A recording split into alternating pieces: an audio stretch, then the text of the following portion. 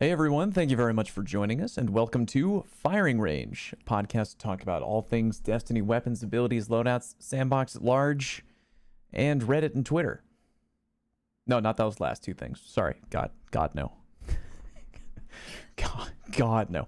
And today it's only the four of us, because Cool Guy, God love him, is moving on literally moving on. He's moving to a new home, and that's quite an ordeal. We wish him lots of luck in the move. God knows that can be a stressful activity, but he should be with us in the near future. And we have plenty to talk about with or without him here. We'll just slide in a few CloudStrike comments and the experience will be complete. For real though, you never know how much stuff you have until you have to move. It's yeah, like no, my it's Destiny vault, except someone's house. Yeah, I talked to him on the phone today, and I think he said the front axle on his truck was also completely destroyed. So when it rains, it pours. Yeah, that's tough. He's doing a lot of stuff right now. And he's got a new Great Dane, or he's going to get a new Great Dane puppy, which looks mini horse. Incredible. Yeah, those things are huge. It's like, even when they're super young, they can weigh up to like 60, 70 pounds.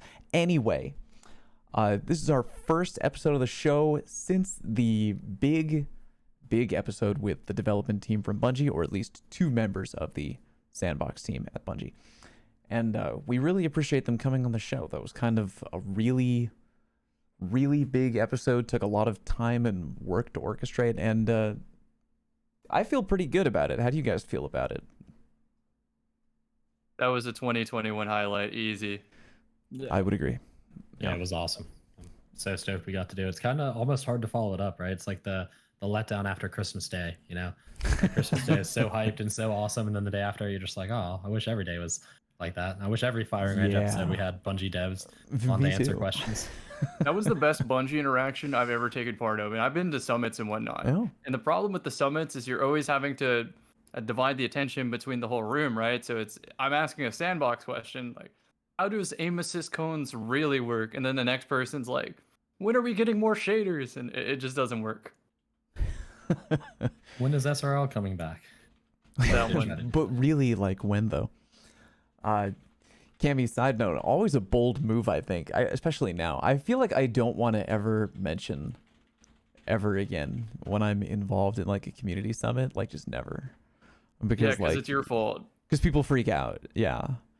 And it always turns into a war on Twitter. Did you see it? I think it was like a week ago or something like that. There was like a community summit, and some people were, and gosh, God love this community. I really do love them a ton. But like, it's you get in this mode, like in this mode where you talk to people from Bungie, and like it fills you with hope, which is great. But then sometimes you can be over eager to share that hope with other people in the community who don't have the same joy because they weren't also in a room with Bungie talking about the future of the game. And it turns into this huge thing where one person is like, the future is bright. And it's like, oh, it's that you're painting a target on your back, because like now anytime the future is not bright, Reddit or Twitter will come immediately to your doorstep. They assume anything that goes wrong with an expansion, they're like, you greenlit this. Like, no, we didn't. Right. We went there and did work. In the 2 hours that we were there, we built the game that you're going to play. And the Bungie devs actually just watched. That's why when I leave a summit, Exactly. I like to go on Twitter and just be like, the game's fucked. We're all ruined. It's Dead awful. game, I It's quit. just, yeah, Like, terrible. Yeah, that way you set the expectations on the floor, and then you're bound to surpass them. Maybe one day we should talk about that would be an interesting topic. I wonder if someone from Bungie would knock on our door. Like, why are you doing this? Like, share what not specifics of a community summit, but kind of like what happens. You know what I mean? Yeah, not specifics, not NDA stuff. Yeah. I feel like in the past, a lot of the things that I gave like resounding feedback on, the community seemed to be like, that shit's tough. That's really difficult content. Like, yes, we need more of that, please. Right. Yeah. But meanwhile, anything that's busted in PvP, I apparently greenlit, according to Reddit. Awesome. It's a rough situation because it paints a very strong picture that like whatever happens in the future of the game, it's like, well, you took part in that. You were at that summit, weren't you? You For the thought record, it was good.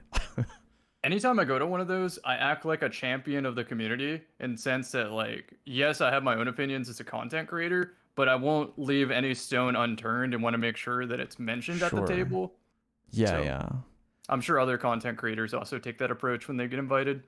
Yeah, I've only ever, like, it's the thing of, like, I can never pretend that, because I've talked to hundreds of different people in this community, and, like, even on very plain topics, I've had, like, super different answers. I've talked to people who are like, I love shotguns, and I've talked to other people in the community who literally hold the opinion that, like, I want shotguns removed from the game, like, not a joke. So, like, Who it's, could it's that be? yeah, who could that be?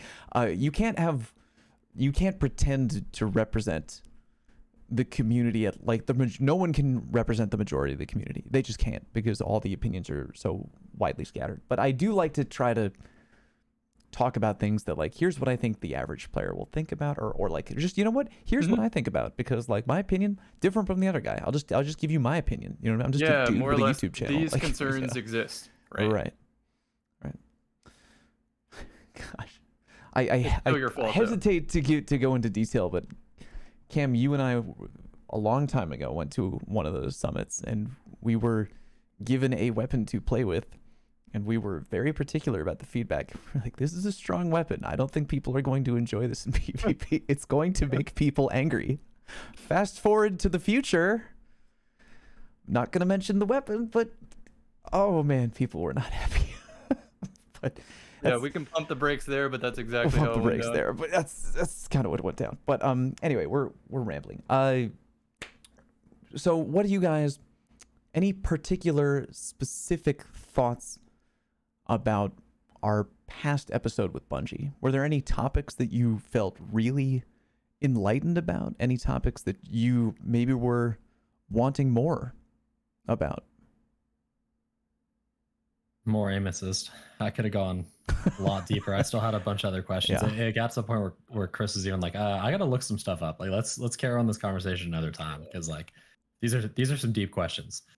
So, you know, and a lot of the mechanics were built before he got there, right? So he's learning the Sure. same way a lot of other people are learning. So I really enjoyed that. I thought the stasis talk with Kevin was just absolutely fantastic. I thought it was really, really great.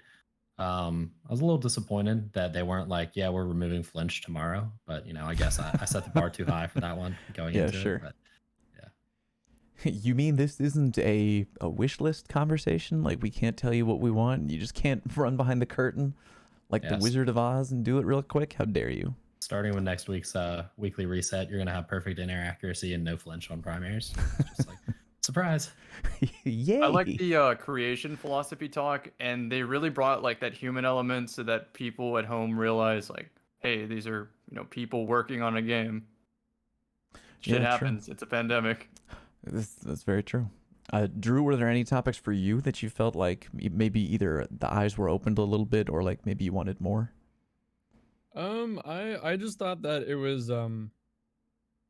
was great to hear them talk in such a, you know, down to earth human way about the game, Mm. as people that are enthusiastic about the game, that are excited to make it as much as they are to play it, and like us to play it, and, you know, go through the same things. I think that's always, like, just a great point of relatedness, and that Yeah. kind of acknowledgement always goes a long way to me, no matter what it is, and I think that's great. In terms of specifics, yeah, Merc, like, talking about some of those things, I felt like we were all, like, you know, leaning in our chair, like, further and further. And we're like trying to go, like, we can go even further, and then we can go even more.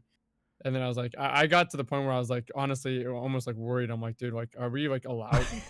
Are we allowed to go this deep? I'm like, is this good for Chris? I'm like, we're getting like really We're far getting, like, into this. really detailed. I'm like, dude, it's like, we gotta stop. Just like, tell us to Yeah. stop. You know, they seem like such nice guys and facilitating us. So I was like, oh my god, They really They really were did have the snipers on us. accommodating. yeah, yeah. Um, Like it was crazy. So I would never take back the conversations we had with Kevin, because it was so insightful, and he was really honest and deep. It was really kind of eye-opening to get that perspective that only he could give from that role at Bungie. But then again, like again, when Chris started talking, he's like, I feel like he had like the master binder that he's like reading pages directly from. Like here's some numbers you might find interesting. I was like, I could just do this all night. We could do this for like an hour. Like, Yeah, but I thought that I was really happy to. I mean, not everyone is gonna align with this, and not everyone's gonna feel like they agree, and everyone's allowed to have their own opinion and their own philosophy, right? Like designer or not. But I really loved hearing a lot of the insight of what went, the ideas, what went wrong in context of stasis, sure. and just like what they're kind of feeling about the future, not set in stone, but what they're feeling about like their philosophy on the game. And I felt like I personally, as a player, in my opinions, was majority, not 100%, but I want to say like 90%, like quite in line with some of the things that they said and what they're thinking about. And that felt pretty cool. Did you guys expect any of the sound bites or clips or discussion points to spread like wildfire in certain areas of the community? The one that did upset a lot of people was the one that I would have least expected to upset a lot of people, which was the hot swapping, potential Yeah, of sure. like hot swapping Yeah, it being seemed there. like such a throwaway comment in the moment. Yeah, and it Yeah, was in the clipped moment, so badly out of context. Like it was that conversation about quick draw and hot swapping ended up being like almost a 10-minute conversation with a discussion about how they felt like quick draw was too powerful, and then having the ability to get quick draw but for free, right, was like, but of course they take 15 seconds of what Chris actually says, and then that's the thing that like blows up on Destiny Twitter. Yeah, I need to Right, remember that right, for next right. time. I need to interrupt, pump the brakes, and say something like, all right, for the record, by the way, when someone clips this out of context, I don't give a shit if it's removed or not, because on one hand, it lets a player have more mechanical skill shown, but on the other hand, it enables a more strategic player to go through with said strategy, because you don't get to just pull out a weapon whenever you feel like it. Dude, it's Right. like people freaked out on me because I was making fun of it on Twitter, right? And they were like, "You don't raid, you don't have any skin in the game. You shouldn't be able to talk about hot swapping." Like, bro, my favorite loadout is Le Monarch Messenger. Like, how do you think I'm using that so well in PvP? Like, I am directly benefiting from that being in the game. Like, my messenger doesn't have quick draw on it. Le Monarch obviously doesn't have quick draw on it. Like, I'm hot swapping between those, and that's a huge benefit to my playstyle. Like, I can basically insta-cap someone, right? Just because I can do it and I use it and I benefit from it doesn't mean that it's good for the overall balance of the game. And like you said, when you have a perk that lets you do it, it's less of an issue because it's like, oh, well, even if you remove it, they're just going to use quick draw. But if you remove the perk or you nerf the perk that does that, and the only way to do it is a glitch, it's like, and of course they focus on the accessibility thing and like not everyone can do it. And then I had like half the anime profile pictures being like, it's so easy, you just tap one key, and the other half being like, it's a skill gap. And I was like, you guys are They're all over the map. Like, that, that accessibility comment, I think was, I mean, like out of everything that I feel like that discussion was taken out of context, I wanted to say that that discussion was about opportunity cost and quick draw. That was the topic of that overarching discussion that led into the quick swap thing, which, to me makes sense fundamentally. And then that specific comment about accessibility was like far taken out of context, in my opinion. Because it was meant like accessibility was used in the context of like the game doesn't teach it to you. Right. Like it's an intended mechanic. An intended mechanic is explained by the game with tooltips and text and stuff. And this is not. Right. Yeah. By the way, think on. about how reload canceling evolved over the years in Destiny even. We had No Land Beyond firing at machine gun speeds. Previously, we even had 110 hand cannons firing at machine gun speeds because of a button combination, right? I do remember Why that, did the line get drawn there? And then later, why did they change it so that even if you reload cancel, you still cannot shoot? Why was that changed if we're still arguing from a mechanical skill point? Because I could do it while strafing. So should it have been left in the game because I can still outgun people while I do it? Yeah, it's very interesting, all the discussions that came up for certain things. I would agree, Merc, that that particular topic I did not think would explode the way it did. I knew that anything that like anything that comes out of any Bungie dev's mouth has like maybe a 2% chance of getting clipped, and then like depending on what it is they're talking about, if like it's something that a lot of people are very passionate about, it can always get taken and just, you know, thrown around and be like, they talked about this, rather than kind of listening to the whole conversation at large. But I mean, people they get riled up about the games that they enjoy. I did not expect that to kind of blow up. It's the root of super- that conversation, right, Mhm. was having more trade-offs.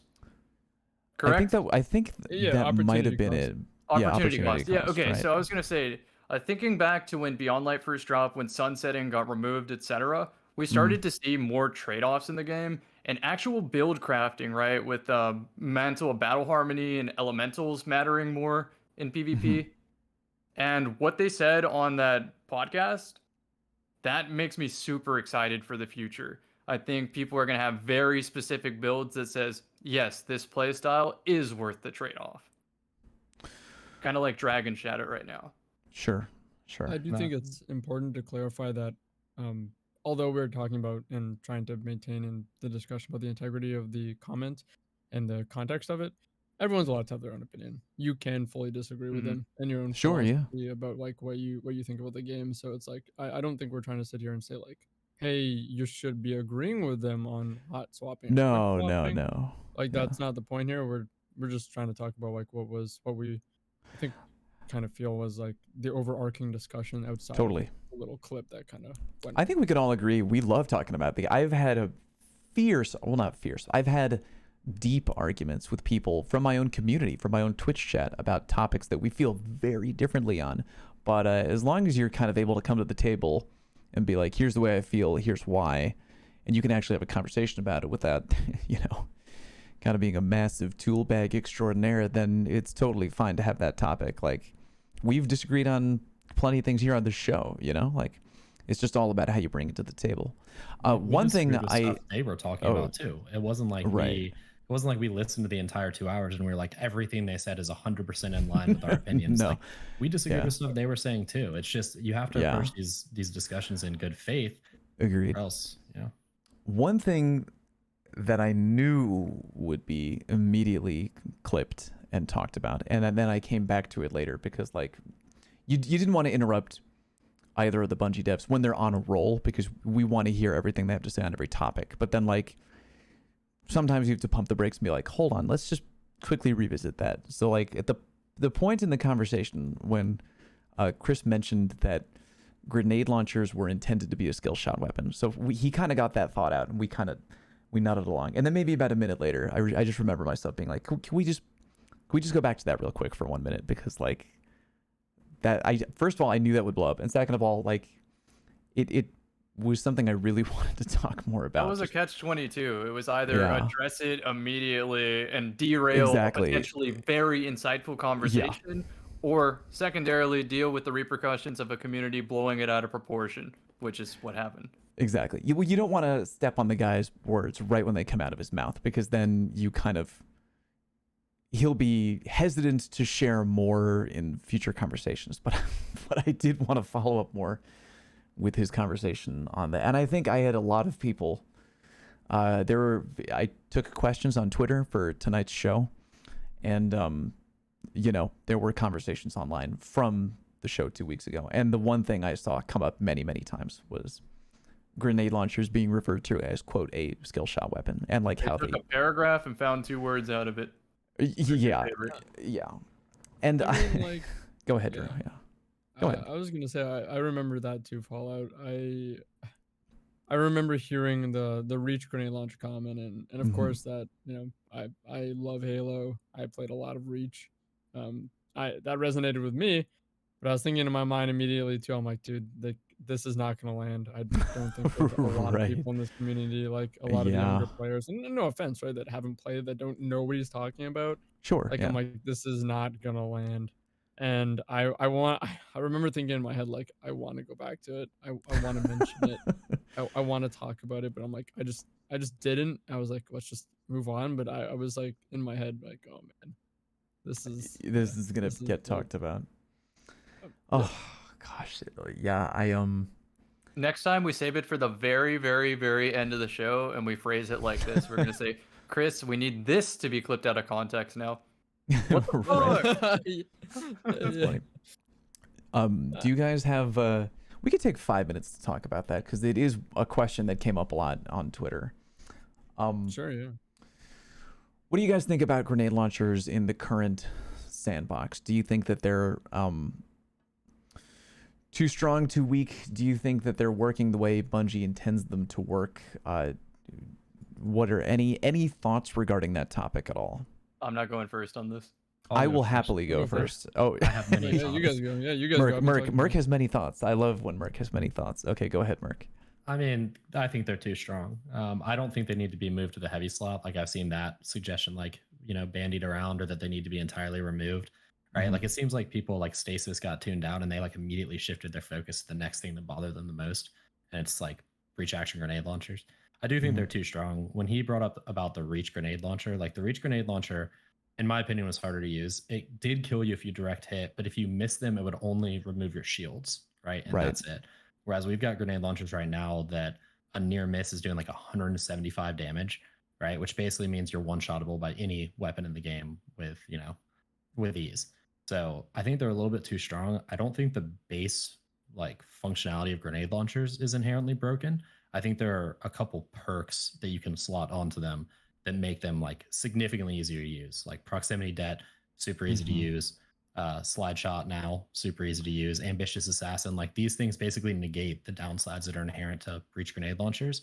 And then secondarily, that buff they got where you could just hold the trigger down, and if it hits you, it will detonate now without you Oh. actually having to time it. Like I think that was a really, really super unnecessary buff. Like I would roll that back, decrease the air burst damage, and probably stop putting Proxstat, Slide Shot, and Ambitious Assassin on him. And I think for the most part, like people who still love using grenade launchers, like at that level, it is a skill shot. Like people will be able to build into it. People will be able to try hard. Like you're still going to get some frustrating around corner, kills, but the amount of them I think would drop off pretty precipitously.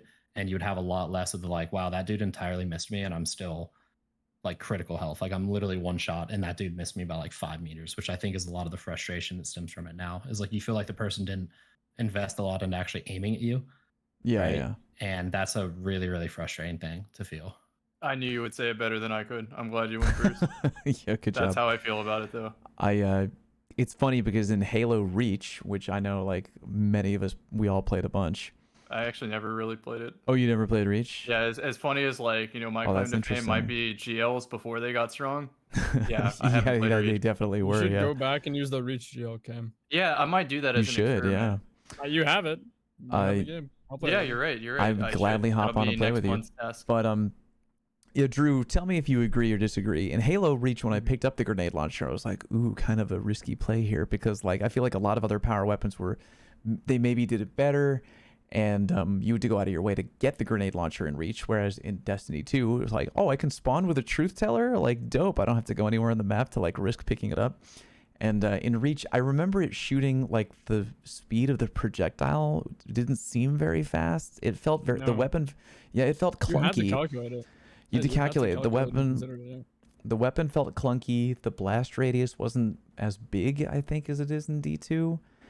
And, I mean, come on, the movement in Reach. Yeah, there was like, you had the little roly-poly move and you could put on a jetpack, but the jetpack had like, startup and it was kind of clunky and it was really good for vertical map positioning, but it wasn't like It was like base stompy. warlock jump. Yeah, Like it wasn't like, baseball like yeah, that. exactly. It wasn't like Stompy Hunter good, or like you can now fly into a room with a triple jump and like fire this super fast projectile with insane blast radius and then hot swap Auto-detonates, to and it it. just happens to hit him. Yeah. So happens. Hot swap to DMT. It's like I feel like in D2 grenade launchers are such a safe bet. Like it doesn't feel like it just feels like such a safe bet. A skill shot to me is like, I feel like this is like I'm twisting Chris's words, but like sniper rifles, right? Super skillful because like if you miss, I feel like you're doing a lot of damage to yourself. Whereas if I never ADS my truth teller ever. I barely aim it at all. I literally run into a room filled with people.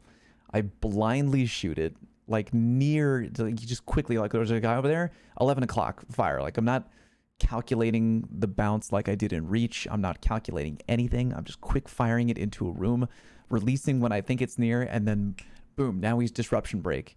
You know, and I switch and just finish him off with whatever and get like an easy double, triple kill. And then I pick up their Extendo ammo. shotgun, right? Yeah.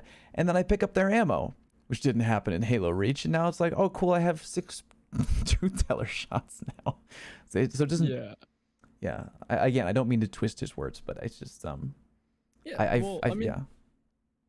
To go into that, though, it's like, I think that, okay, this is the way I interpreted the discussion, right? Sure, yeah. I thought we were having a discussion about the roles of each weapon. Right. We went, like, we talked about specials, or I forget, primaries and specials. I forget which one came first. But we were talking about, like, hey, like, what do you think of the balancing of each of those weapons against each other? And, like, he went into, like, their kind of, like, design goals, or, like, their philosophy on the roles that each weapon should fill. Yes. And I kind of interpreted that as, like,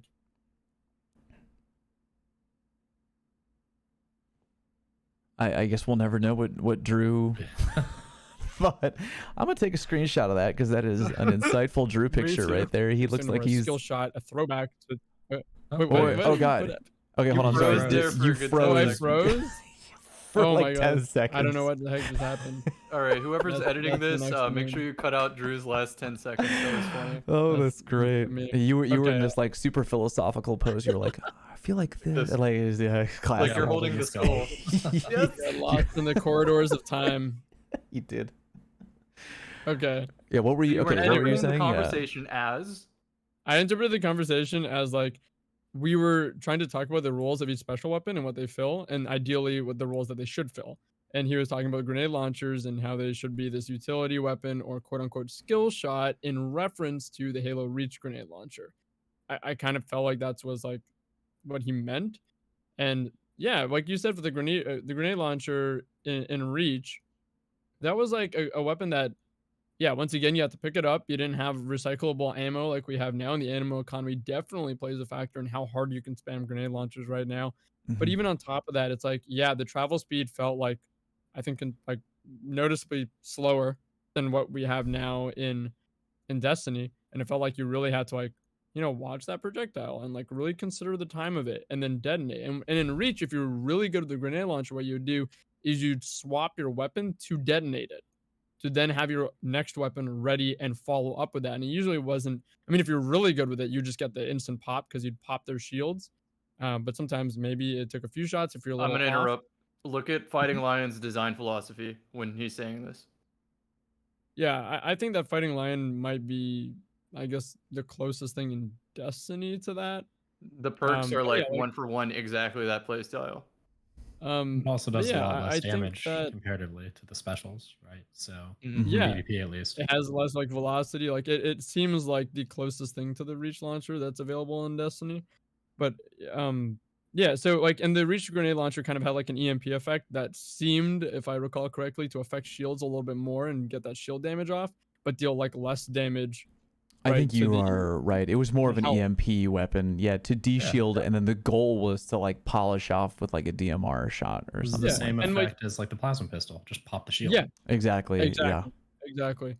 And like, it wouldn't auto detonate when you just happens to just tickle, like touch someone, like, you know, it touches them. Boom, yeah, it would like, bounce off. Or, that would never happen. Right. And then on top of that, it was like, yes, it could one shot, but like, it was like really rare. And like, if you did that, you were like, damn, like, I damn.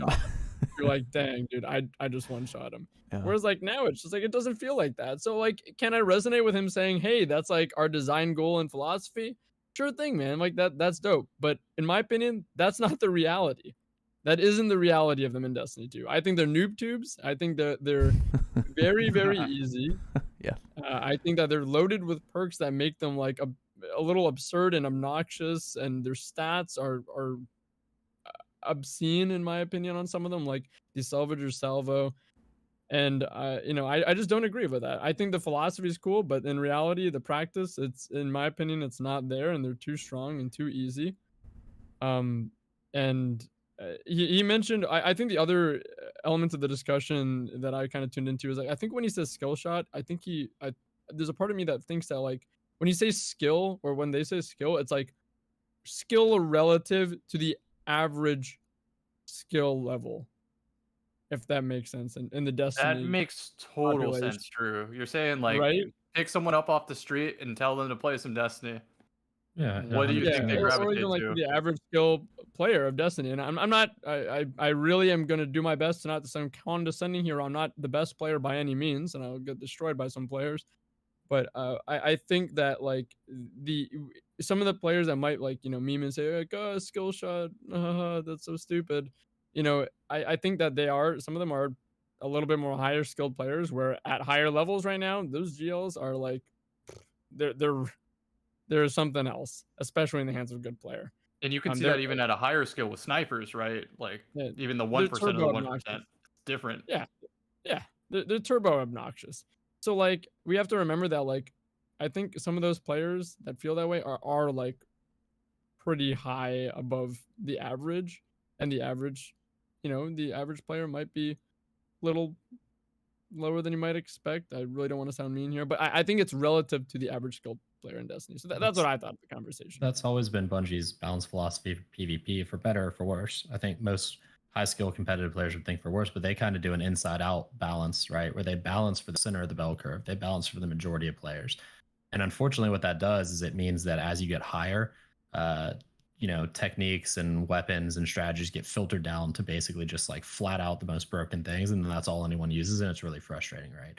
Whereas you see games like StarCraft and stuff, they do top down balancing, right? So they balance for the highest, most competitive skill level. And then if like something is frustrating to you at a lower level, the solution is like improve, like literally get better, right? But those are super hardcore competitive games that are designed around that. Destiny's clearly not. So Destiny balances more for the center of the bell curve, and people use the term like skill floor, right? And they don't really understand the way a skill floor actually ends up working, right? Like they look at skill floor as like, I'm a very good player, the person directly below me is the skill floor. And it's like, no, the skill floor is like the player that's like way down there. So just because you think something is easy for the 5,500 flawless every week players that you play with and play against doesn't mean that it's easy for 97% of the population. Like it just isn't, right? And it's especially transparent now when the top 20% of players make up pretty much 50% of the active PvP player base, because we haven't had anything PvP in so long that a lot of the casual players have filtered off. But you can see the difference in Iron Banner and like normal control when you play those two things. Like in terms of the average like KD of a game goes like right up. And so it's like, yeah, it's real frustrating control. But in Iron Banner, I saw like one grenade launcher in 55 games because a majority of players can't really use them effectively. Do you know what is a really like, because I'm reading the Twitch chat right now that we're talking about this. It's a good point that you just made, maybe perhaps inadvertently, is that I feel like we have to continually remind ourselves and the community at large that, like, at least I feel this way, and if you guys feel differently, please correct me, but I feel like Destiny 2 is just such a wildly different game based on where you are playing. And I run into grenade launchers a lot on PC, a lot, because I feel like they are phenomenally easy to use on MNK. When I play MNK, which I do fairly often on PC, love my wireless Logitech G502, top tier. Grenade launchers are just, they're stupid because I have the ability to whip around in the blink of an eye faster than any controller player could spin on console, and just vaguely shot with relative pinpoint accuracy. It's like Truth Teller DMT with a mouse is like such a free combination on PC. And then the times when I play on console, which these days isn't terribly frequently, but I still try to do it every now and then. I feel like I never see. Do you guys play like Drew? No, because Cam, you play controller and MNK, right? But more MNK. A lot more MNK. A lot more Like MNK. 90-10 split. Right. Do you feel that there are weapons that, because this is like my firm belief that like I'll change my input method depending on what loadout I'm rocking. Oh yeah, 100%. Yeah, like if I'm you play to using the strengths of the input device. There you go. Like if I'm playing with a fusion rifle, like I actually have been toying with a new don't laugh, a new build with Bastion or Glacioclasm for trials, and like I gotta use controller. Like, I feel like the fusion rifles are so sticky and powerful on controller, but when I try to use it on MK, it doesn't feel as effective. likewise, if I'm using a sidearm, I'm probably going to do it on controller, depending on the Sidearm on sidearm. controller, 100%. Right. And then when I'm Grenade playing with launchers grenade actually launcher, frustrate me on M&K. controller. Yeah. You know where I want to aim, and the aim assist drag and friction make the grenade launcher not hit the reflection I need. Yeah, I find grenade launchers on controller to be very not bad. They don't perform. They're not as quick as I want them to be. You know what I mean? Like it's not a lightning quick fired off into the room for the remote detonation. I'm working harder with the controller to get my truth teller to work This the is way a I want it question to. we should have asked them. We need to write this down for next time. Right. How does aim assist affect the grenade launcher projectile? Because I remember people used to run targeting adjusters on their mountaintop. Do they really? They It really came did. stock with one, I believe. Oh, that's interesting. Yeah, so just a personal, you know what I should do? I should, next time Iron Banner rolls around, I should do 10 games of Banner back to back on PC and try to take a mental note of what weapons are in the lobby, and then maybe roll into 10 games of Banner on a console and see what people are rocking. Just see if it's You're not wildly crazy. different. Some weapons, in terms of Yeah. ease of use, significantly different between the two. Obviously, if you've never missed a shot in your life on M&K, everything's better on M&K, but Right. not everyone's that good. I mean, Yeah. DMT is a good example of one weapon that I want to desperately use because I love it, and it seems similar to the Reach DMR going in terms of callbacks or Halo stuff. But I put it on a controller, and I know, my aim is not the best, but I remember how I aimed in Reach. I still go back and play Reach, no bloom, no sprint, MLG, and I love it. Yeah. And I know how I'm aiming. And when I take that weapon in Destiny and aim the same way, I'm like, It doesn't feel the it just same. seems like it's just not Yeah. working as great. I mean, maybe because I have to hit headshots partially, and on M&K it seems more consistent. But anyways, I've tried to make it work a lot, and I'm just yeah, this is not nearly as competitive as it has to be compared to M&K. So, right. I So feel there's that's definitely weapons like that. It's it goes back and forth. Sidearms are a good example on controller. SMGs on controller. Actually, SMGs are kind of both now. yeah. Anyways. That's a good example though, Drew. Yeah, it's literally people will come into my Twitch chat and they're like, "Is Fallout playing on controller M&K right now?" I'm like, "Dude, you can 95% guess what I'm playing on based solely on my loadout. If I'm using hand cannon grenade launcher or pretty much grenade launcher anything, if you ever see a DMT in my hands, literally ever, please rest assured, guaranteed, you can bet money, Vegas odds that I'm on M&K. If I'm using a shotgun, it's probably a controller. Same thing with a fusion rifle.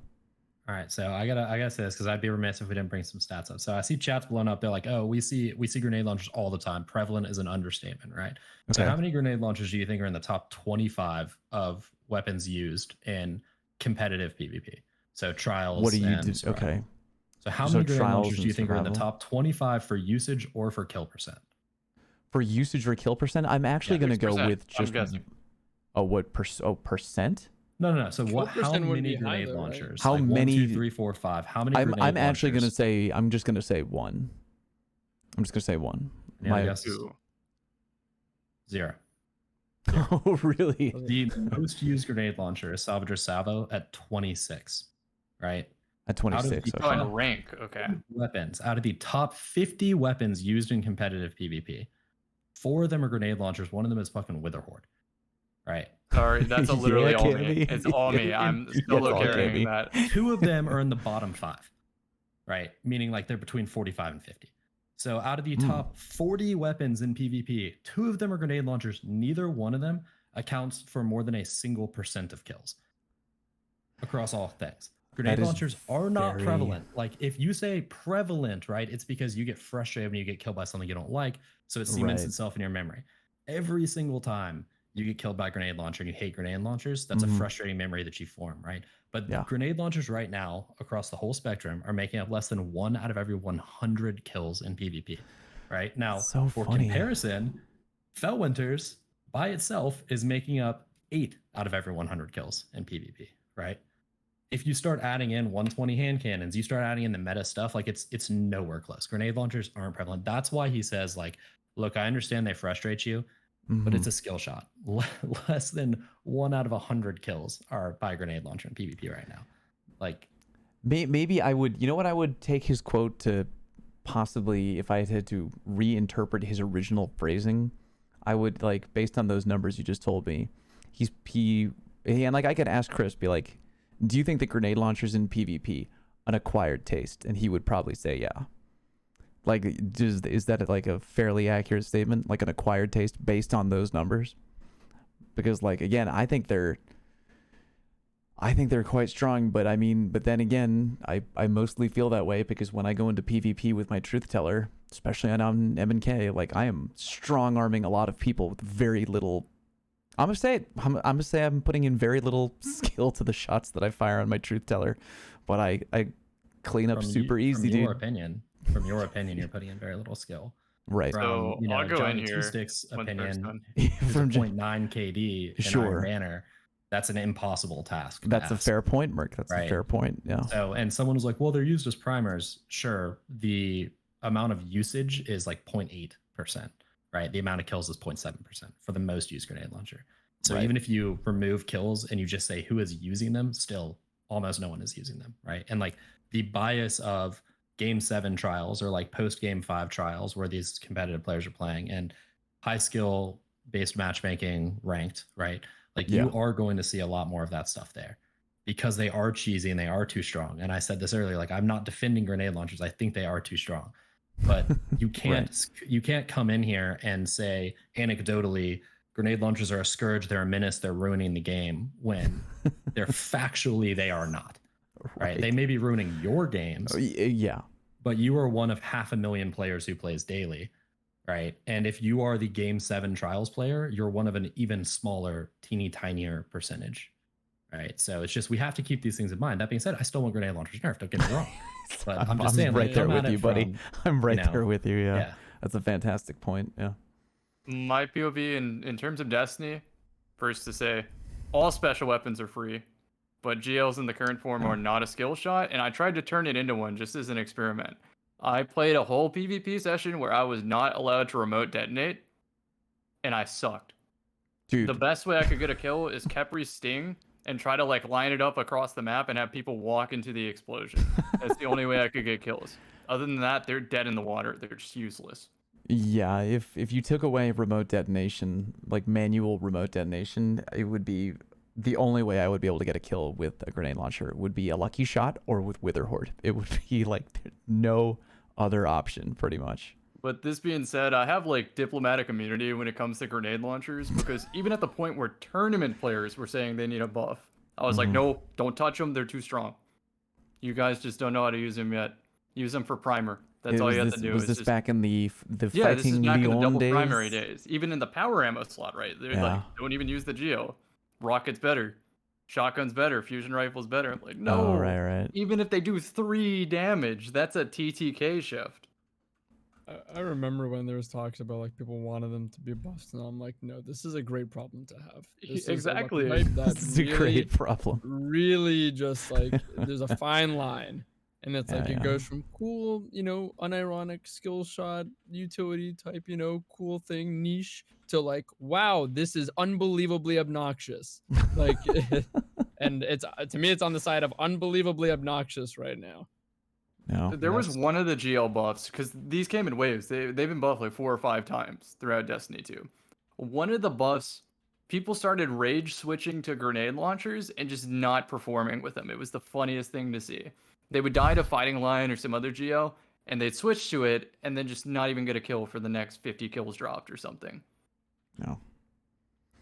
Unreal.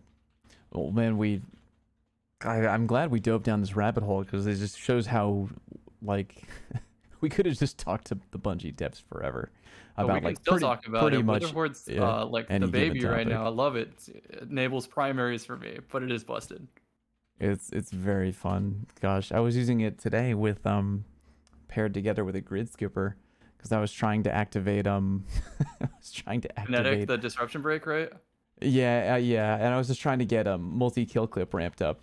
So like any opportunity to deal chip damage. Because like if you're trying to get multi-kill clip, like you're doing yourself a disservice by running around with a shotgun. Because like then you're going to be tempted to get shotgun kills. So it's like, oh, I know, I'll just drop Witherhorde on the floor and just spray down with grid. get There are some what's the maps kill that clip don't work activated. with Witherhoard. It's like if one Yeah, it's person true. uses it, you shut down the whole map. Cauldron, you can't get The through the cauldron, doors. can't go through the door. No, can't do it. Exodus Blue, can't go through red, can't go through the middle. Like it's the whole locked off area right there. But on the open maps, it feels like an anti-sea bear circle. It's like, no Fell Winter's here, dude. You gotta primary me. It's classic. Witherhoard's a fun grenade launcher because it doesn't have proc stat. It doesn't have Yes. remote detonation, right? You either hit someone with it, or you hope that they step in and you basically trick them into your trap, right? And you know, Witherhoard is of course obnoxious if a 6 stack is all running Witherhoards, right? Like it's going to be obnoxious. But a 6 stack could all run Rat King and it'd be super obnoxious. So Right. but I think Witherhoard's a nice, fun grenade launcher. It's an example great. of what they could be if the thing that was most frustrating about them, which is their incredible forgiveness of completely missing your target, Right. wasn't. You actually have wasn't to there. plan a Witherhoard shot. Yeah. Where a Truth Teller is kind of like a emergency F up the room button that I literally walk into. This and is it's like a good segue. yeah, Go for it's it, like though. it's like when Drew used to walk into a room knowing that he had the ace up his sleeve of pre-nerf shatter dive, that like he could just stupidly run around corners and be like, I'm safe, don't worry, I got What if the I shatter told you dive it's still here." like that?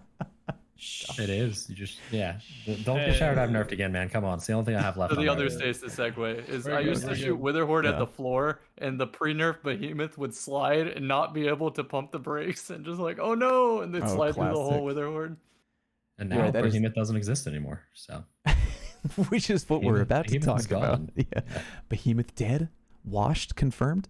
Yeah, so we are now 2 weeks into the stasis nerf that everybody was really looking forward to. And we recorded the Bungie ep literally the night before the patch went live. So we did not have an opportunity to get our hands in the dough yet, but now it's been plenty of time. And what do you guys think about the nerf? Angry. No, not really. It's like, you really? yeah, I mean, I think it was good. It may have been overkill in some instances, and I feel for the Behemoth brethren. But as someone who does not play Me Behemoth, too. I'm not at all unhappy to hardly ever see them anymore, and certainly not be scared of them when I do see them now. But I mean, I mean, it was overnight, right? Like the light subclass percentage in my games is Went now way back up. to what I would consider normal. And I mean, I still play Revenant, obviously, because I need Shatter Dive to keep the shotgunners at bay. But Shurikens, oh, sorry, I'm not supposed to pronounce it that way anymore, which is the incorrect way. The Shurikens are no longer like gimme free anything. Like the dodge is no longer gimme free anything. Like the super, honestly, at some point just kind of straight up sucks now because the radius is so shit. But like it feels, to me, it feels good. It feels like a night and day difference in Crucible. Them shurikens, they're dead. I can't see any use for them. I Honestly, don't I even was use like- Gambler's Dodge anymore. Dude, if I could get rid of them, like literally get rid of them and just get a normal punch melee, I would do it in a heartbeat. You know, Like, I used to get do that in Destiny screwed. 1. On Gunslinger, I used to just toss the throwing knife and say man. it's not worth it. Yeah, because I get screwed because I try to punch someone who's like 5 feet away and I throw a shuriken and it does 30 damage and barely slows them. I'm which now feeling the only- same way about Yeah, shurikens. yeah. It's It wouldn't surprise me if you see me in a week just throwing them right when I spawn. But this being said, I still think Revenant is an amazing subclass. The Shatter Dive's still there, the Glacier utility is still yeah. there, and most importantly, the actual Shatter Dive itself is still the best hunter movement we've ever had. Yeah, and I mean, we know how powerful like movement abilities are, and And in the meta of 120s, Marksman's Dodge is kind of hot. I never had to Oh, yeah. push to run it, but now that I'm running it, I'll be running like Kill Clip and other deadlier stuff that I could never warrant before. Yeah. Marksman's Dodge is the shit, man. Especially in the 6s where you can run those perks that are so based off of getting a reload afterwards. Like you kill someone and just dodge and immediately have a 33% damage buff on one of your primary weapons and you just shut Killing it Wind, down. Kill Clip, Killing Wind That's Desperado sick. type That's combo, sick, it is yeah. nuts. I'm liking it a lot. And Cammy, how do you feel about let you promo your YouTube video here about the Behemoth Titan now after the changes? You still think it's quite good, right? All right, I'm gonna shout out the boy, Cool Cheese 101. I think he's pushing Behemoth about as well as it can be played. He's using his Glacier Nade as a way to cut space, and his Barricade as a way to cut space. He plays with an SMG and a shotgun, And if you think about it, Behemoth is the perfect subclass for enabling that type of playstyle. And while it sounds like a meme, like having 2 close quarters weapon, it's really not when the entire kit creates the whole map to be close quarters. It's a nuts way to play, and even better in teams when you think that you gift your teammates overshield just for throwing a glacier nade. So we have yet to see the tip of the iceberg when it comes to stasis, especially Behemoth. Go on, Drew. I was gonna say, like, just piggyback on that. I think that it's like cool to see that in the hands of a super aggressive player to close space. But I notice, can't help but notice Lunars in our chat here, who also plays Behemoth, and he is like more of a defensive player. And Lunars too, yeah. No. It's a phenomenal way for defensive players to even still play effectively too. Now that and it feels, and as a defensive player myself, I think it feels a lot better to feel like it feels more satisfying to use stasis now than it did before. I play such a lame Behemoth, but it gets results. I play the sniping version of what they do. And this what Chris was or Kevin was trying to talk about though. Like it's no longer free money button, right? Like now, Yeah, all the Krillin players died. you're mentioning who are doing well, they're very skilled players, right? And they're taking advantage of the kit in a way that they can do because they're good and because they spec into it and because they have a strategy and they play it, right? But you don't just see the, random player running around spamming the super and being invincible anymore because it doesn't necessarily work like that now. And that's, I think, one of the biggest balance things that I took away from that discussion was they said, like, we want the risk rewards to be even, right? Like we want the cost to be, to be something that gives you a good benefit. Like if the cost is super low, then the benefit can't be really high. If the cost is really, really high, then the benefit can be really high too. Because that means that like if you mess it up or you time it wrong or you play it wrong, like you're screwed. We had an issue previously where the most meta guns were also the easiest to use guns, right? Like the easiest to use gun and the fastest TTK. And so it made it to where everybody used just one weapon, right? Right now, for the first time in a long time, we don't necessarily have that. 120s aren't the fastest killing primaries out there. Do they have a lot of easy use? Yeah. With Rampage, can they 2-tap? Yeah. But for the first time, like I can use off-meta weapons that are harder to use, like Messenger, but kill faster. And I can get into gunfights with a 120 and I can 2-burst them before they can hit me with 3 crits, right? And we've had metas in the past where that was not something that you could do. You'd have Luna's Howl, which was super easy to use, and it had the fastest TTK of a primary weapon in the game. So what options do you have? It was the same with Stasis and subclasses, right? Stasis was super easy to use and incredibly rewarding, and now it's not. Now the skill ceiling might still be there, but how the average player performs with it has like fallen off a cliff. I think that's kind of like the perfect scenario in a way, don't you? Like where the high ceiling potential play is absolutely still there for people who want to put in the time to learn how to master what's in the kit, but not necessarily make the kit like so strong that like literally anybody can just hop on and start, hitting like random bullshit go and like just like mowing over people in PvP. I still think players are going to push Behemoth way farther than it is right now. Easily into the S tier. Probably, sure. But this being said, I think Shadebinder fell off a cliff for the way I played it. I had like documents of fighting game combos written down of how to take advantage of the freeze versus supers, specific damages, etc. And all that got thrown out the window because it didn't seem like the animation of any of this was taken into account in the nerfs. Your freeze rift can't even be used on a super.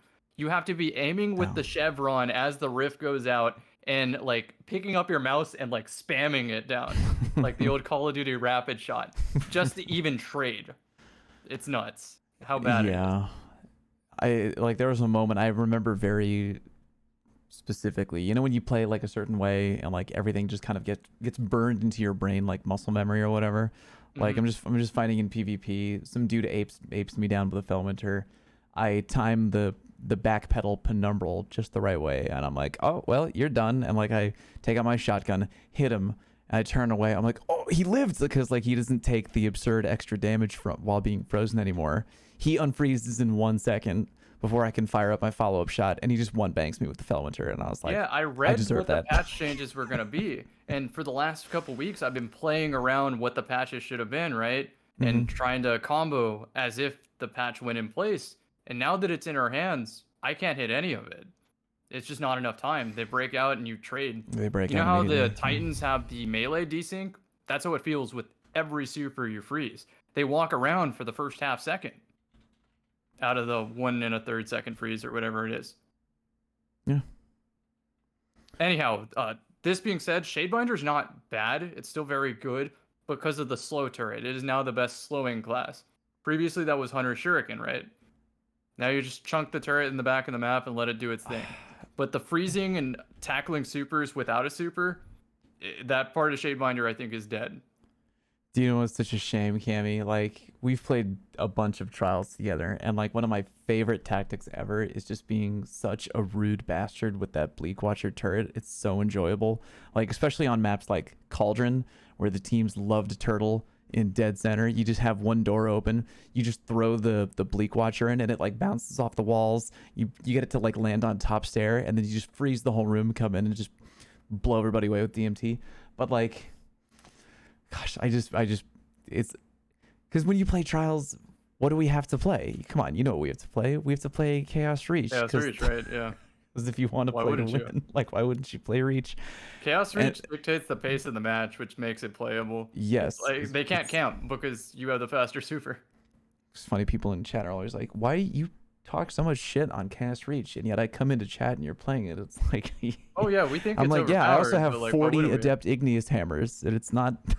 Can you draw the line of reasoning from one to the other? Like, I'll definitely say Shadebinder has the best super of all the stasis, and that is why I can stomach the bad freeze changes. But if there was a fragment that completely got rid of the super, but let me have old freeze back, I would do it in a heartbeat.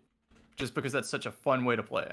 the fragment to that not would be get afraid rid of of the getting solo Shadebinder super. super, but Mhm. give you back the power of old freeze, like in all its Correct. forms. Oh, I would take that in a Yeah, heartbeat, because like bro. as a In a streamer, I heartbeat. get solo super like 6 times a match. If I had Yeah. just neutral kit that can stop supers, I would do it. Yeah, yeah. That being said, I'm not gonna shed too many tears for Shadebinder or any of the Yep. other stasis classes, because like I'm feeling good. It's such a refreshing thing to go into a game of PvP and they're like, oh, there's light subclasses here. Granted, about 75% of them are top tree. Dawn, Was about to say it. still, it's better than going in and being like, oh, cool. The enemy team in Banner has 5 Behemoth Titans. Dope. Can't wait to fight that team.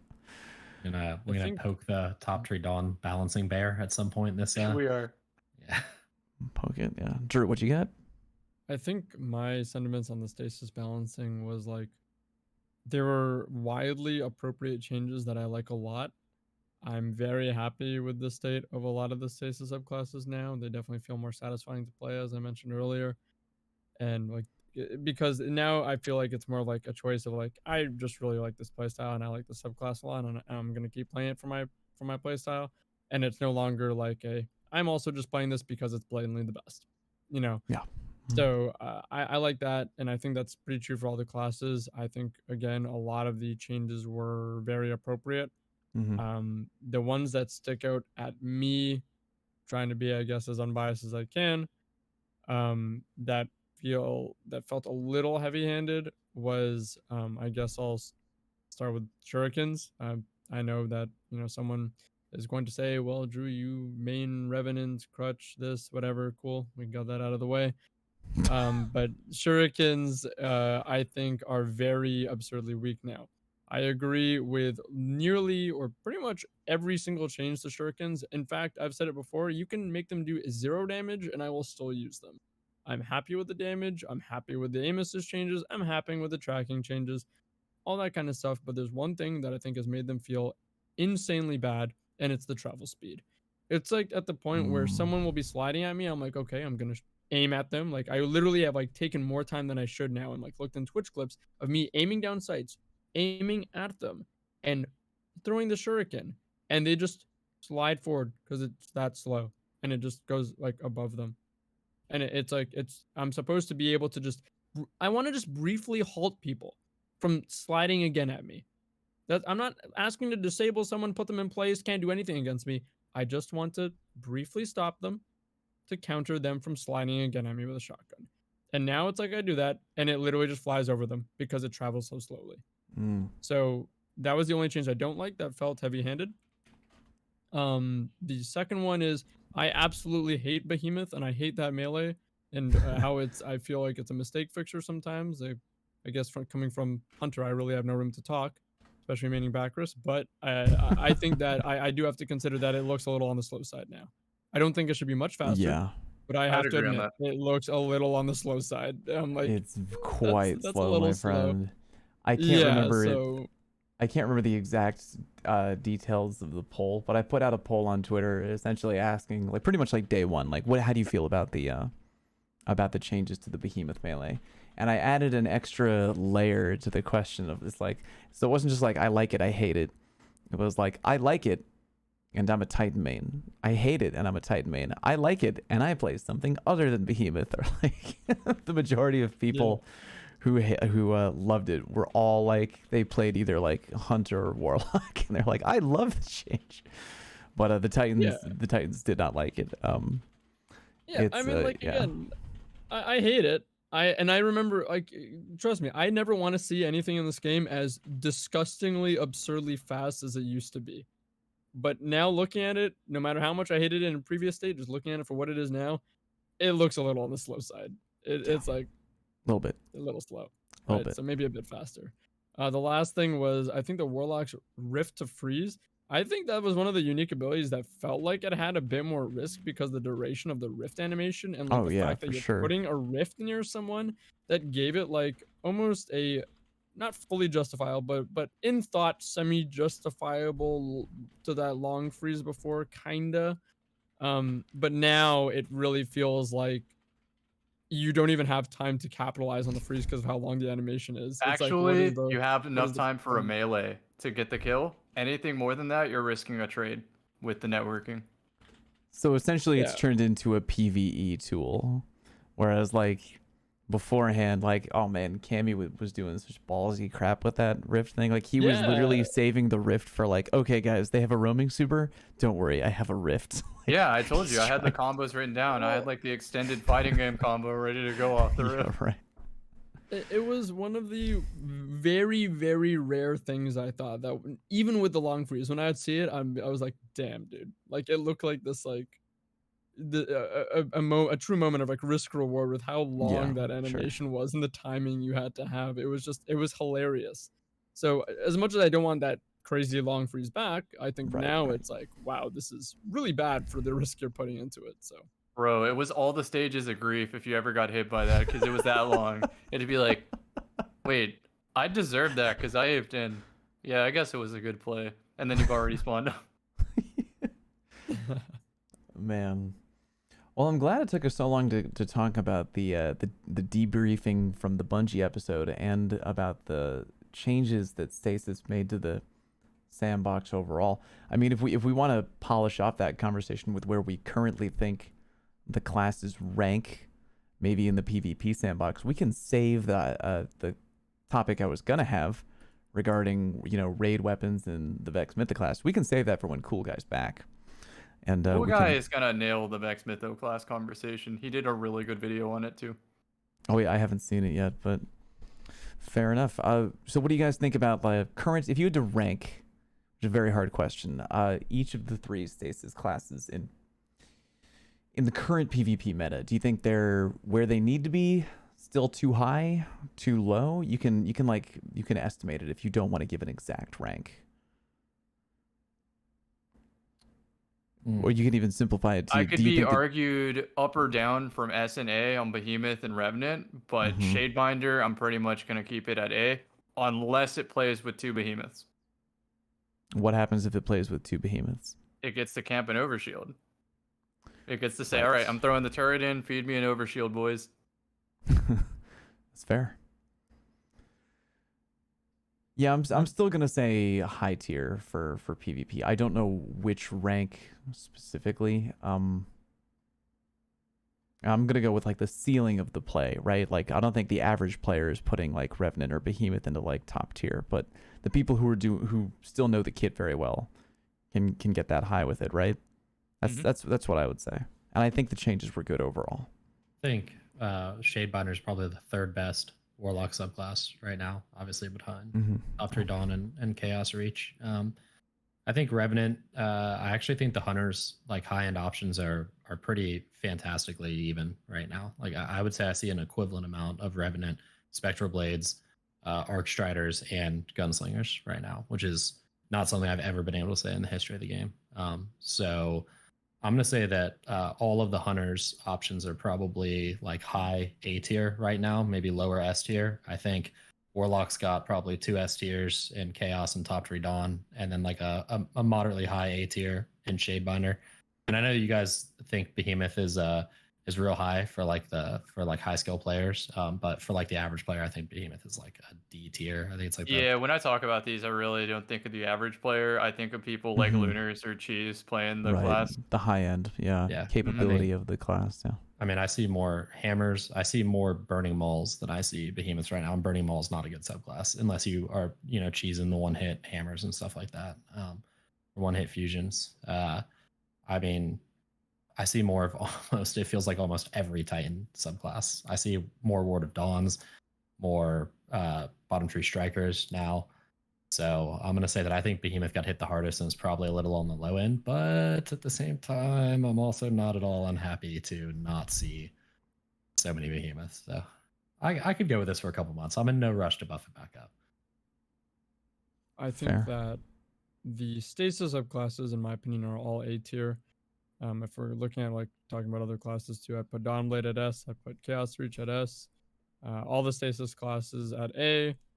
Gunslinger and Spec, I put there. I think they both like bottom tree Gunslinger and Spec at A tier as well. Titan, I don't know. I know like the least about, but I said Behemoth at A tier at the least.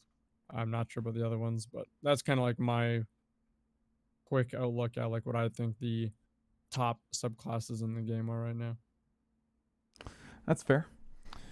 All right, cool. Good talk. I'm sure we can poke Cool Guy's brain on that when he comes back, because I'm sure he's got stuff to say on that too. But in the meantime, we can move on to community questions with a little bit of time to spare in the show.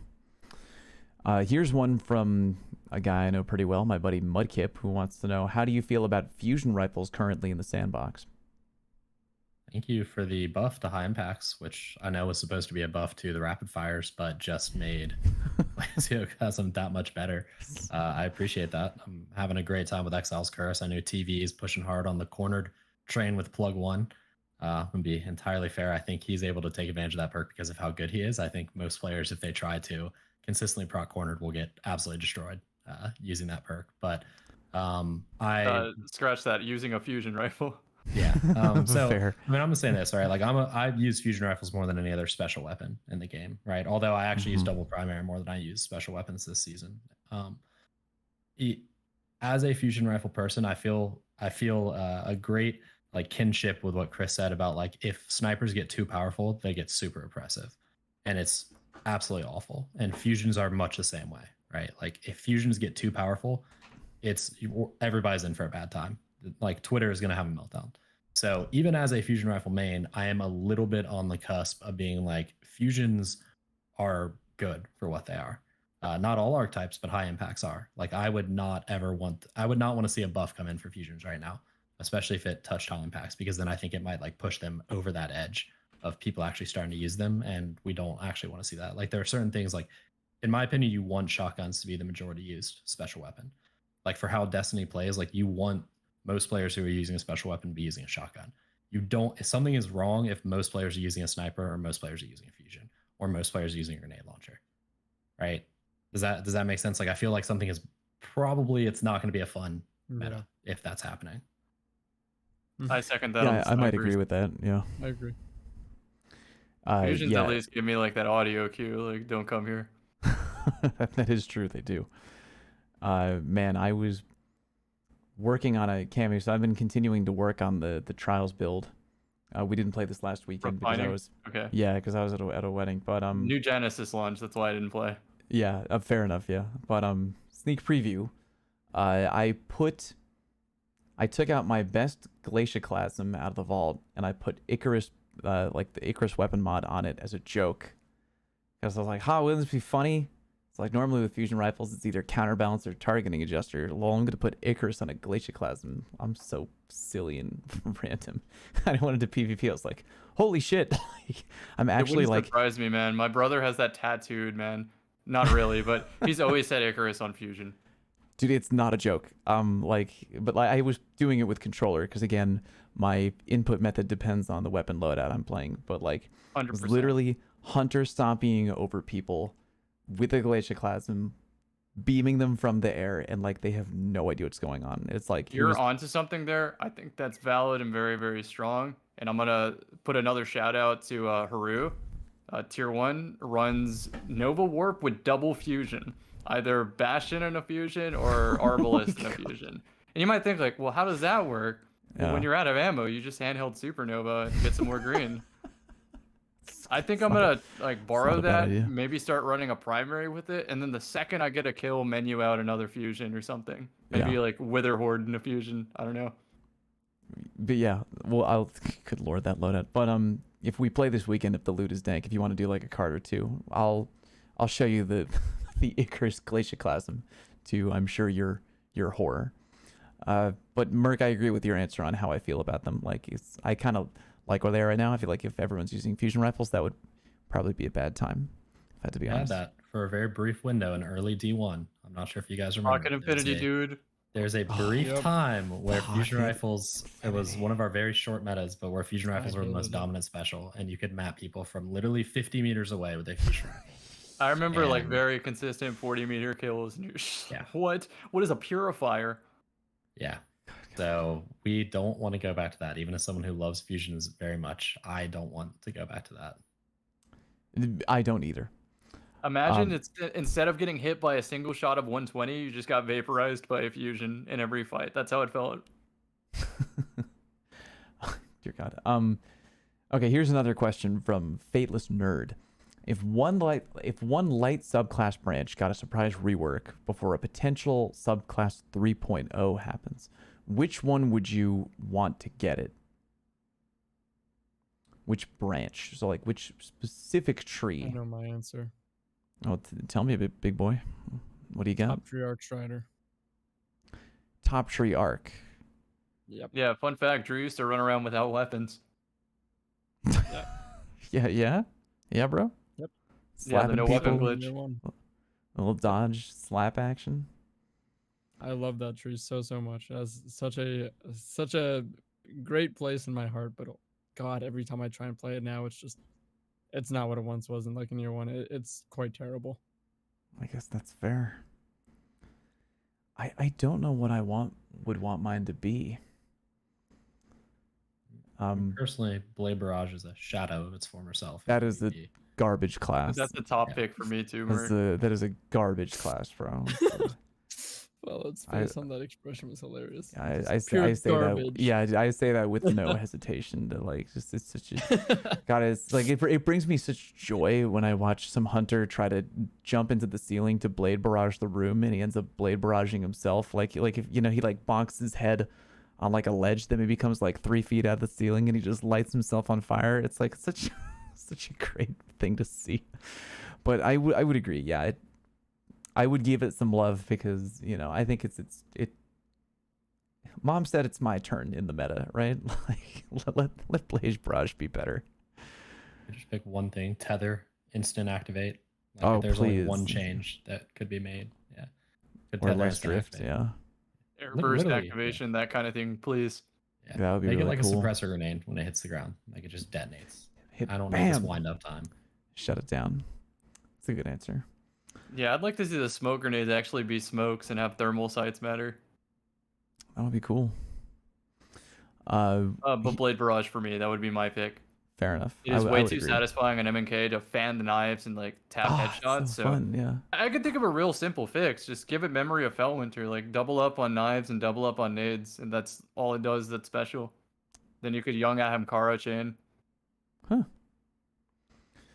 Here's one from Dr. D. Biga.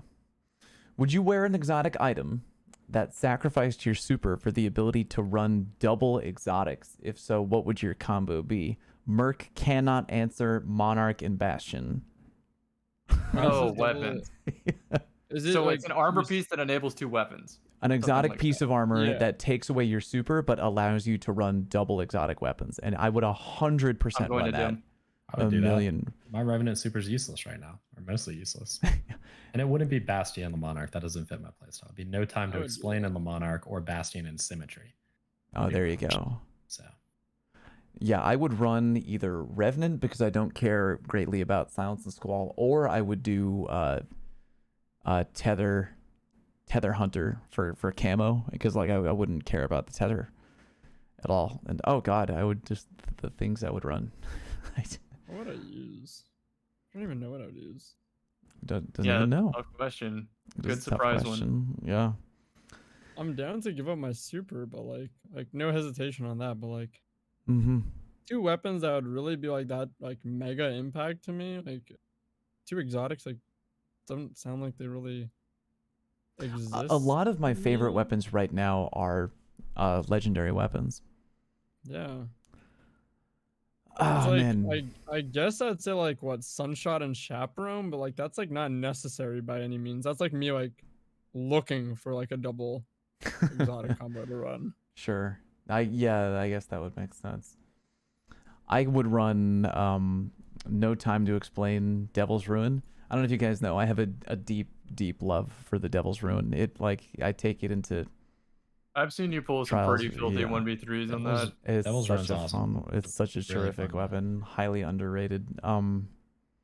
Yeah, I would pair that with No Time to Explain. That would probably be my combo.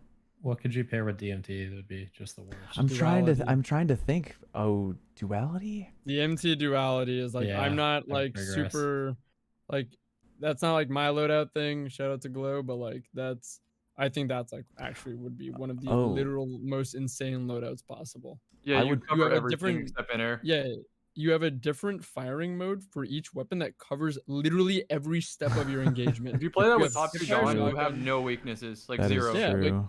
Hipfire shotgun for point blank, slug shotgun for slightly further, hipfire DMT for close range, And Vorpal for ATR super. DMT for long range, and yeah, Vorpal for super. Like that is literally insane. You know what else I would do? I would do DMT Fighting Line, because the only thing I pair with DMT right now is Truth Teller, and yeah, why not Fighting Line for the immediate? Like you literally wouldn't feed, like you wouldn't be reliant on green. Like you would just be so happy to just pick up a butt ton of ammo, and it's essentially the That's same. true too. Yeah. I was just There thinking are of some meme combos for modifications. sure. Like I see Thorn and Lemonarch, like they just burn them Yeah, all. Thorn and Monarch. Oh my That'd be god, fun. like the double yeah, Or double Ace of chip Spades. damage. Ace of Spades and the Monarch would be super gross. I just Ariana thought- Crimson. Yeah. There are some weird ones. Oh gosh. I thought of Yeah. this, would you rock a perk that made you immune to all super damage, but you could only use one gun and it couldn't be a special? Absolutely. Just run DMT Yeah, all you day. can go Sturm Drang, like I was thinking about that earlier today, and I was like, because I died 3 times. I hadn't died yet, right? So I was on a Wii ran, Yeah. and I got killed 3 times in a row by supers. And I was like, I would give literally anything to be immune to just supers. That's it. Anything else can come in the game, but like just supers, if I could be immune to that. Yeah, that would be I would never die. interesting. Yeah, I would run. Oh man, you would be in a lot of trouble if you, depending on what weapon you picked. Because like even right now, when I run Dead Man's Tale in Trials, like you have to play it just right, because if the shotgun, like it works killer at mid to long range, DMT Truth Teller. But like if they get really up close, if they sneak by you and like they just run you down with a Felwinter, you're in a little bit of trouble. But like totally worth a trade I have off. my combo now. Because I would looked at feel all no. of it. Yeah, what is your Results are in, combo? boys. The results. Tell. The Cryosthesia sidearm and Fighting Lion. Tell me that shit's not made for each other. Bro, that'd You be freeze brutal. their ass, Oh, Fighting Lion man. them for the extra damage, and then both of them would reload. Oh, that's savage. Yeah, that would work pretty well. That'd be funny. God damn, the possibilities, Bungie. I missed out on Last Word or like Last Word Cloud Strike. Like I like 140 snipers a lot. I think I'd Mhm. definitely do that. Last Word Cloud Strike sounds like it's nasty. Yeah, Ascendant Nomad in the chat. Shout out to Nomad. Last word, Fourth Horseman. Yeah, you want a shotgun ape, bro? Welcome to the jungle. Yeah, come inside 22 meters, I'll get you. Yeah. Let's see. Okay, let's do one more question. Fun theory crafting time. What's a weapon from any other game you would want in Destiny, and how badly does it break PvP? From the Omega. I can already Have see to be the OP, or could it wheels. just be cool? Because I You It don't think could be know- I don't cool. know, Yeah, right? it could be But cool. Sure. Waldo can answer this question for me. I can answer the question for you. Yeah. It would. I'm just thinking of Really? which weapon from Halo it would be. Like, would it be the DMT? Would it be the battle rifle? Or would it be DMT's already there. DMT's the already there? DMR Okay, is so the you would DMT. probably. Only two It's already weapons got that it that. could So be. you want battle rifle? I'm guessing. Yeah. Yeah, you want battle rifle. Yeah, That's yeah. the Magnum. Like, I love the Not Forgotten because it reminded me of the. Yes. I was gonna say the Halo 1 pistol I'll would take be like, a Halo 1 pistol would be so stupid. Like oh gosh, it would be so stupid. Just the 3 tapping on everybody with like no ADSing required. It would be, it would be like the DMT's bigger brother coming into play. Yeah, I would say the DMR as well, but Yeah. the DMT kind of already resembles that to me, at least in the hipfire mode. That's fair. Cammy, you got anything interesting you would bring over? at first, like, it has to be the battle rifle. I mean, yeah. But that seems like such an obvious one that I should come up with a different answer. Yeah, I know, right? It's like such a. Yeah, The yeah. question should have been phrased, except for the battle rifle. I always like had this like weird association with the Redrick's Claymore being like the battle rifle to me. I know it fired so much slower, but it was like the I don't know, something about the design of it and the rate of fire ramp up that like just kind of in a playful way reminded me of it. We've got a lot of people saying in the Twitch chat some kind of gunblade. The gravity From- hammer. How can you not want the gravity hammer? Oh, from the Halo. gravity hammer. We literally had a hammer like last season, but it Yeah. was just an I inventory. mean, if you have the item. scorched physics where you shoot the wall and fly across the map with the gravity hammer, that would be great. I like the what's the Titanfall pistol? That's like the trainer pistol that you hold it down. Smart and it, pistol. like, yeah, like locks onto targets. And Yeah, then you like, just I let it think that go. would be super dope if it had like a real long charge rate and you had to maintain line of sight. I think that'd be super funny. Did you play called Eyes of Titanfall Next 1? Week. Yeah. Oh, you did play Titanfall 1. Mhm. Most people I talked to only played Titanfall 2. Dude, the smart pistol was so good in 1. It was like, I'm having like nightmare visions right now. That would be a great answer, because like all you would need would be like triple jump hunter stompies, and he could fly into a room, because you wouldn't need to ADS. All you have to do is literally, if Cam or Drew, you're unfamiliar with the smart pistol, as long as you're just holding it in hip fire and a target walks into your field of view, it auto locks on for about like maybe a 2-second auto lock duration. And once the lock is achieved, as long as you're not breaking line of sight in any way, you just pull the trigger and instant headshot death, no aiming required. And it works on multiple targets. So if I was in a room with like 5 people, remember in Iron Man 1 where like he's in the village and like the little things, like, it's like lock, and it's just like, and they all just die. It's in Mandalorian now too, the whistling birds or whatever. But yeah, and Destiny, I think to not break stuff, it would have to be like if you lock onto just one target, then it will kill them. But if there's multiple targets, it would have to like split the damage. Split the between damage, targets, yeah. right? for sure. Noon. Yeah. Some non-Halo picks that come to my mind would be like I want something like I want like an AR that can like beam like in Call of Duty. Like I feel like none of the assault or auto rifles in this game like beam. Like I'm talking like ACR, like Modern Warfare 2 Frozen ACR, rope type, like like laser beam, or yeah, like yeah. or even the Krig from like the Cold War currently. Those something like that would be like super sick, but like super busted to me. But there was another weapon that I just thought of. Oh, I don't play Apex, but the Apex shotgun that charges up and like tightens its pellet spread over time or something. Peacekeeper. The Peacekeeper, is that it? I always just thought it was like really cool and really interesting. Is that it? I don't Oh, know. I right, don't play right. Apex. Yeah, it's a pump action shotgun. Yeah. You talking about like when you ADS, then like it kind of like gets tightened when you do Yeah, that? Like, yeah. that's Yeah, over Peacekeeper time. shotgun. I think yeah. that would be like super sick. I don't know if it'd be busted, but like I think that shotgun's like so cool. Well, you'd So I force like shotgunners to ADS, and they couldn't like sprint right at you, right? So Yeah. Yeah. I think that'd be a fair trade-off, right? Huge shout out to HDT George for maybe my favorite answer. Portal gun. That would be No, you do not want that. insane. You wouldn't want play that. Splitgate. No. Go play You would- Go Splitgate. play Splitgate. Have Yeah, fun. and learn about a real skill gap in a game. Right? Like, I'm serious. That game is not as big as it is. Number one, because it's on PC only, although it's coming to console. Right? Yeah. Like, you want to talk skill gap in a game? Watch pro players play Splitgate, and it's literally almost difficult to like follow what they're doing. Do they even call out in that game? Is there a point? Do they even?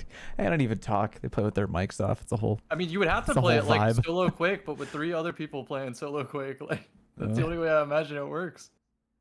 Classic. Anyway, man. I'm in between 2 answers here. Yeah, go. One is the perfect dark laptop gun, so I can have my arc Oh. buddy and my turret, That's my a great stasis turret, answer. right?